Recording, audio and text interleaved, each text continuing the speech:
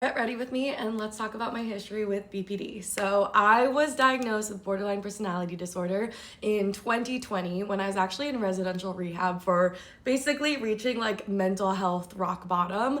I spent like almost 2 months there and I went through so much testing, and they had me do this test and like a series of basically long therapy sessions. And these tests, I think, lasted maybe 2 hours, and it was a lot of statements like, I feel this way, strongly agree, disagree, multiple times a week, I feel this way, I have urges to blank.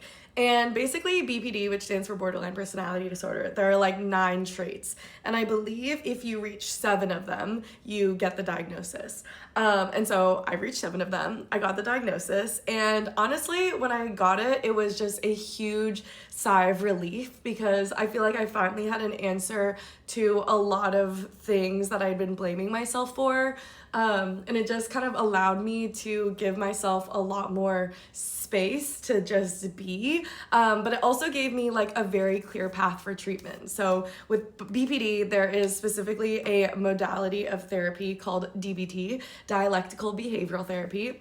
And so once I had the diagnosis, I was able to really lock in on DBT, which is a lot of like self-talk, just learning how to just guide yourself through a lot of sometimes self-harming beliefs. So I did a lot of DBT, did a lot of medication, a lot of therapy. While I was in treatment, this was like 5 years ago, it was also like 8 hours of therapy a day. So you would all morning have individual therapy and then like 2 or 3 different modes of group therapy in the afternoon.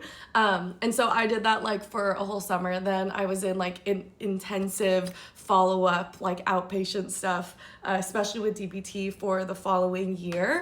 And then I kind of went through a round of testing again. And the thing about BPD is that while it doesn't really go away because like your history of like trauma doesn't really go away, you can get to places where you've kind of trained your mind and healed a lot to the point where like you won't actively test as having BPD.